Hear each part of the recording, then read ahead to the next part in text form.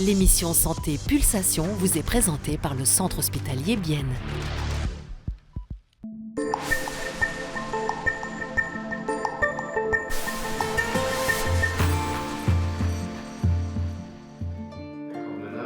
Le pied diabétique, ou quand une petite blessure peut avoir de lourdes conséquences. Cette patiente en sait quelque chose. Ça a commencé en octobre l'année passée avec une cloque au petit orteil. Quand j'ai vraiment eu mal, je suis venu aux urgences et il a d'abord fallu m'amputer le petit orteil. Puis il a fallu couper les autres pour qu'il y ait assez de peau pour permettre la guérison. Elle a perdu une partie du pied mais aurait pu perdre plus encore. Le pied diabétique est, comme son nom l'indique, une complication du diabète. D'un côté, on a une sensation réduite au niveau du pied, donc on sent moins bien à cause de ce qu'on appelle la polyneuropathie, donc les nerfs qui sont atteints par le diabète. Et d'autre part, on a aussi une irrigation sanguine, donc la vascularisation artérielle du pied est moins bonne, justement aussi à cause du diabète. Ce qui veut dire que chez les patients concernés par ce problème, les blessures au pied peuvent passer inaperçues et guérissent moins bien.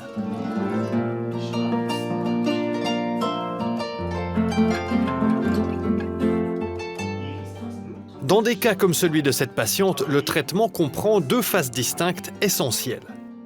Dans le cadre de la prise en charge de cette patiente, il était nécessaire d'opérer le pied pour traiter l'infection qui était déjà très développée et qui menaçait de s'étendre au corps entier, donc de conduire en fait à une septicémie.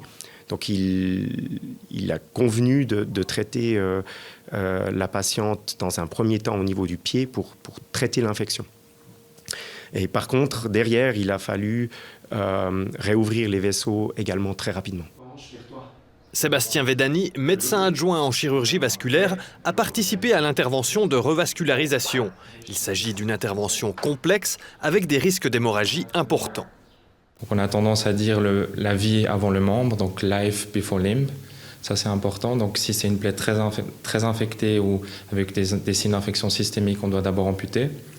Et puis une plaie en général, elle va être débridée, nettoyée chirurgicalement et après suivie régulièrement. Donc c'est en général des patients qui nécessitent plusieurs réopérations. Notre patiente n'a perdu qu'une partie du pied, mais dans des cas plus graves, c'est la jambe qui peut être menacée. Et c'est là le message principal, c'est de dire que pour la moindre plaie, chez ces patients diabétiques, le plus tôt ils consultent, le mieux c'est, pour éviter justement une amputation. Miguel Girona, médecin adjoint en angiologie, a ensuite dû s'attaquer au problème d'irrigation sanguine. La patiente était atteinte de ce qu'on appelle le syndrome de Leriche. Eh bien, le syndrome de Leriche consiste en une occlusion de l'aorte distale et des axes iliaques des deux côtés. Donc l'aorte est le vaisseau principal qui part du cœur et qui va perfuser le corps entier. Et puis, dans sa partie distale, au niveau abdominal, à peu près à la hauteur du nombril, elle se divise en deux axes iliaques.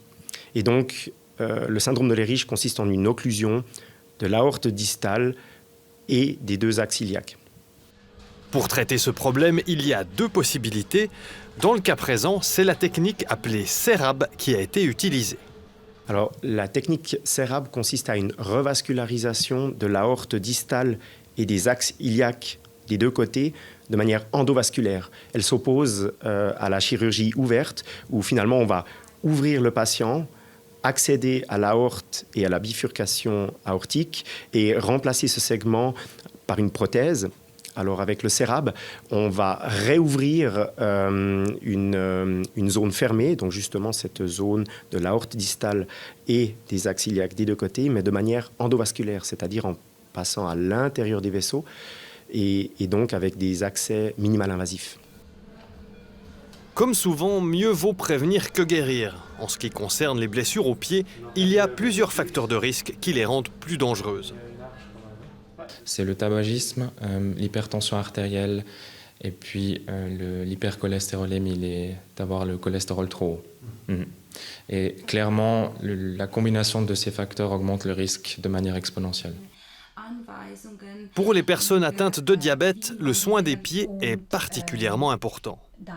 Le problème est justement que, étant donné qu'ils ont une polyneuropathie, ils ont une sensation diminuée au niveau des pieds et donc le risque de ne pas s'apercevoir des points de pression qui peuvent apparaître par exemple avec des chaussures trop étroites ou de ne pas reconnaître des blessures ou des ulcères.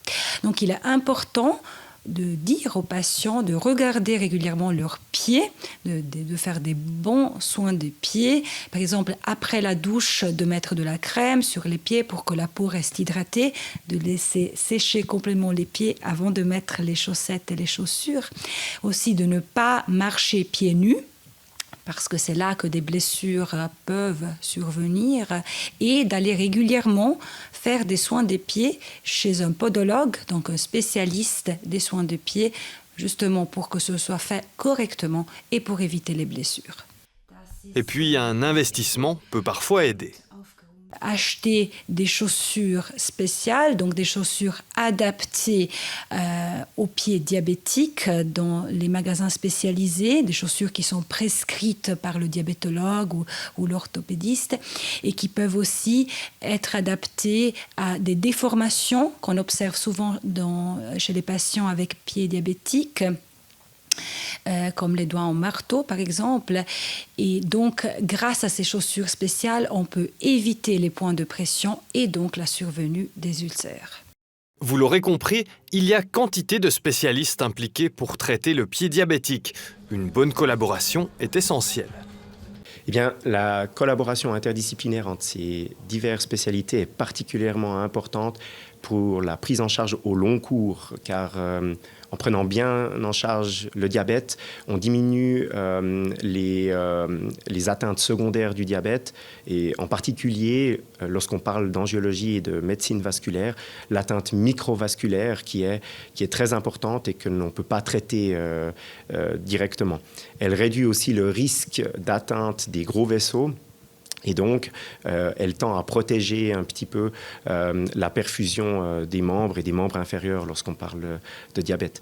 Et les autres spécialistes vont également jouer un rôle très, très important dans la prise en charge des plaies, parce qu'il est vraiment central d'avoir une prise en charge interdisciplinaire pour le bon déroulement et la bonne guérison d'une plaie. Notre patiente a passé quelques semaines à l'hôpital. Elle est bien consciente qu'elle aurait pu perdre une jambe, voire la vie, si elle avait laissé traîner le problème plus longtemps. Alors finalement, avoir perdu un bout de pied ne l'a pas trop chamboulée. Ça va, au moins j'ai pu remarcher car le problème était que depuis des années je ne pouvais pas marcher correctement. Je devais bouger le moins possible sinon j'avais des douleurs dans les jambes. J'ai été voir plusieurs médecins qui n'ont jamais trouvé quoi que ce soit. Depuis qu'on m'a posé des stents, je peux à nouveau marcher. Je pense que je pourrais même faire du tennis avec des chaussures orthopédiques bien sûr. Mais je me suis bien remise, c'est tip top.